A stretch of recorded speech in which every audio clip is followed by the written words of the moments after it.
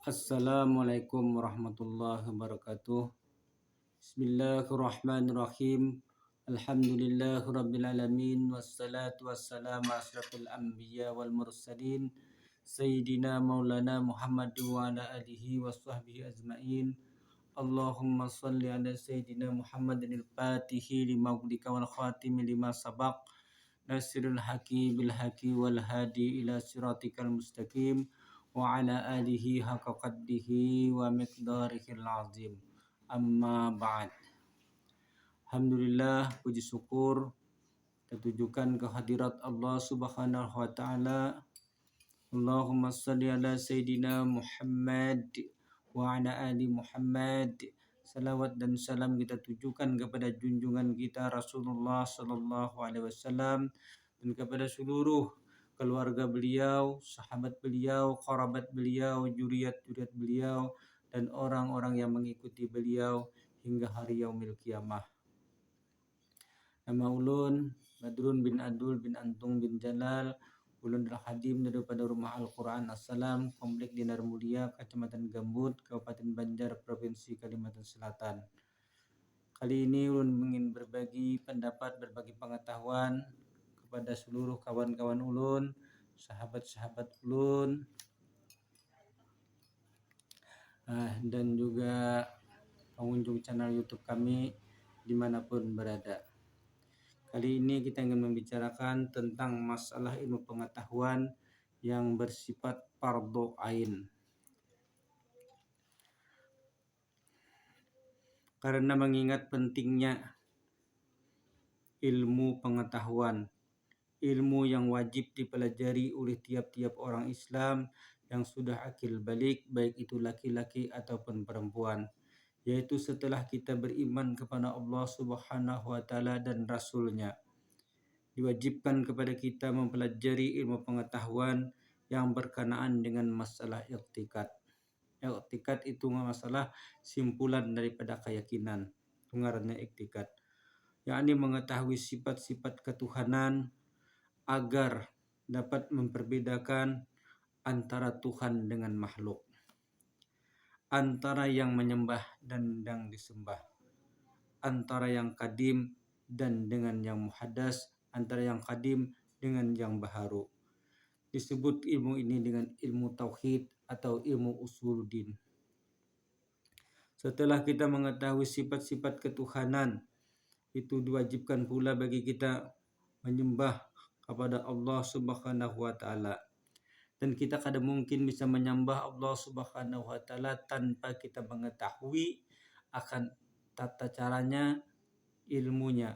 Ilmu yang mengatur bagaimana kita menyembah Allah, bagaimana kita mengetahui hukum-hukum yang dilarang Allah dan mengetahui hukum-hukum yang diperintahkan oleh Allah Subhanahu wa taala. Ini dinamakan dengan ilmu syariat atau yang juga dinamakan dengan ilmu fikih.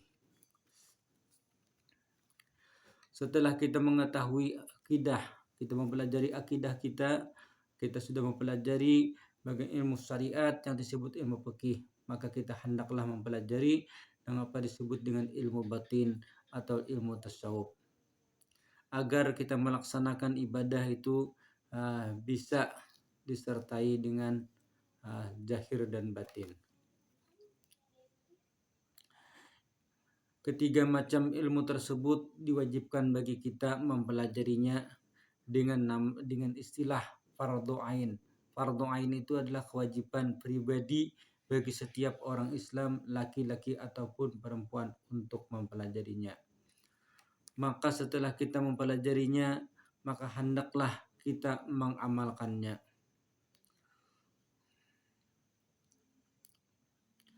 Maka pengetahuan yang disebut di dalam kitab ini adalah salah satu daripada ilmu yang melengkapi daripada tiga macam ilmu tersebut, yaitu tentang ilmu orang-orang arif billah. Ilmu orang-orang arif billah yaitu ahli tauhid yang meningkatkan makam mereka kepada ilmu yang lebih tinggi. Jadi asal mula orang-orang arif billah itu mereka setelah mempelajari ilmu syariat, mereka mempelajari ilmu tauhid, kemudian mereka meningkatkan ilmu mereka kepada ilmu tasawuf. Dengan ilmu tasawuf inilah mereka bisa memiliki suhud. Suhud itu artinya memiliki pandangan batin, sehingga mereka bisa menilik dengan pandangan batin mereka kepada af'alnya Allah, kepada asmanya Allah, kepada sifatnya Allah, dan kepada zatnya Allah melalui suhud atau pandangan batin mereka. Dan mereka juga membimbing murid-murid mereka dengan jalan mereka yang disebut dengan tarekat aulia atau tarekat sufi. Orang-orang yang sudah mengambil akan ilmu syariat atau ilmu fikih dan sudah mempelajari akan ilmu usuluddin atau ilmu tauhid, kemudian mempelajari ilmu adab atau yang disebut juga dengan ilmu batin atau ilmu tasawuf, kemudian mereka mengikuti daripada jalannya aulia-aulia Allah Ta'ala atau jalan sufi, itu disebut dengan salik. Salik artinya orang yang berjalan menuju Allah Subhanahu wa Ta'ala di dalam satu tarekat aulia yang dipimpin oleh seorang syekh mursyid atau syekhul murabbinya. Setengah daripada syarat-syarat orang untuk mengikuti aulia Allah Subhanahu wa Ta'ala, mereka hendaklah terlebih dahulu mempelajari ilmu syariat sampai kepada batas yang dipardukan atas mereka. Kemudian mereka mempelajari akan ilmu tauhid sampai kepada batas yang ditetapkan keparduannya. Kemudian mereka mempelajari ilmu tasawuf sampai batas yang dipardukan dengan fardu ain. Setelah itu mereka mengikuti daripada jalannya aulia Allah Subhanahu wa Ta'ala atau yang disebut tarekat.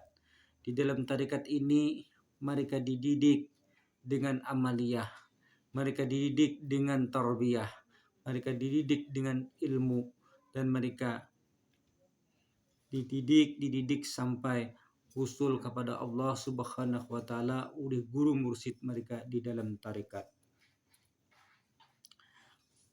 Orang yang tidak mengambil akan ilmu syariat, tidak mengambil ilmu tauhid, dan tidak mengambil ilmu tasawuf, dan tidak menjalani daripada tarekatnya aulia Allah Subhanahu wa Ta'ala, tidak memungkinkan bagi mereka untuk mengambil ilmu ma'rifat dan ilmu hakikat terlebih langsung, secara langsung, tanpa ada ilmu dasar terlebih dahulu.